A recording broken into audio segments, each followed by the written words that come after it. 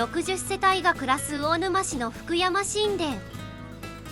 集落の外れにある橘さんの工房へ行ってみると、入り口には炭でできたものがぶら下がっています。何かわかりますか？白炭。同時に金属音がちゃんとやることなくて暇だからちょうど釜にブナの木を入れるところだそうです。最初これ立て込みといって、はい、木を全部立てて入れるんですよ。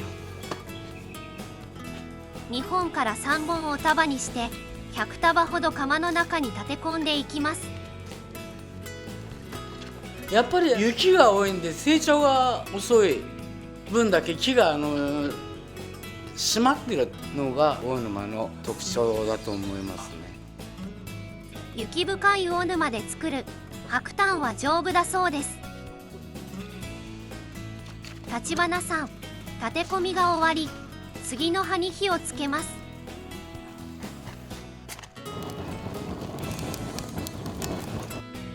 30分ほどで釜全体に火が行き渡りました。そしてレンガで釜の入り口を閉めていきます。入り口出口を全部閉めて蒸してる状態ですね。だいたい3日ぐらいで出すような感じですね。火を起こしてから3日間、橘さんは釜につきっきりになって中の火加減を見続けます。木の水分を全部飛ばしてる状態です。火はちょっと青っぽくなって、これがだんだん真っ赤になってくるんですよ。3日後、涼しい朝の5時から作業を始める橘さん。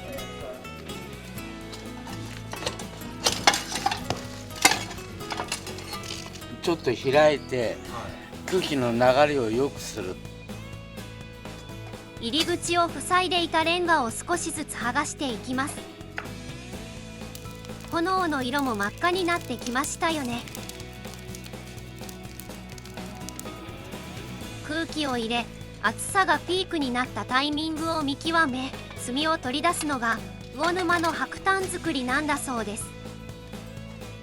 これ釜の中って何度ぐらいあるんですか？1200-1300になるっていうけども、俺実際自分で測ったことないから室温は何度ぐらいなのかな？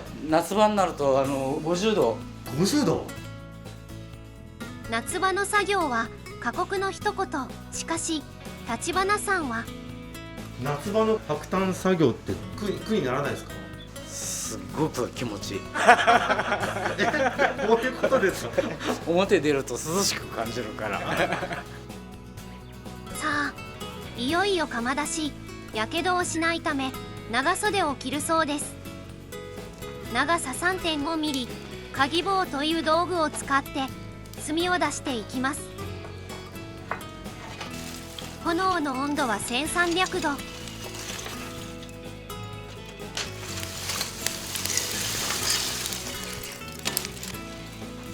炭が壊れないよう丁寧にかき出します。釜出しが始まると工房の気温もぐんぐん上昇。温度計を見るとなんと40度。橘さんの汗が過酷さを物語っています。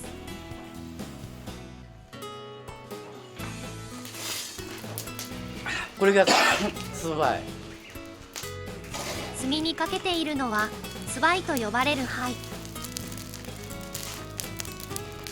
高温の炭に素早くツバイをかけることで急速に冷やされ、硬くて上質な白炭が出来上がるそうです。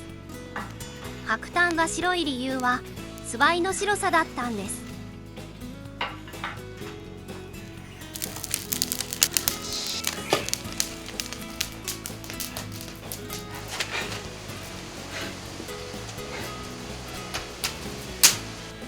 しんどい。すっげえ、これもう一釜出すと糸糸になる。釜出し中は食事をする暇もないので、間を見ては梅干しを食べて塩分補給。釜の炭を全部出すまで2時間、同じ作業を繰り返します。釜出しした白炭はおよそ80キロ。釜から出してみないと品質の良し悪しがわからないそうです。これがいいとこかなって感じですね。ひびが入ってないというのがいいって感じ。ひびが入らず表面が滑らかなものがいい白炭なんだそうです。それでも釜の中で折れて短くなってしまい、立花さんが納得のいく出来ではなかったそうです。十何年やってるけども、これはいい炭だったなというのは2回か3回。そんなしかないですか？はい。気圧の関係もあるだろうし、湿気の関係もあるだろうし、毎回違った形で出てくるんで、その辺が面白い。今度こそっていう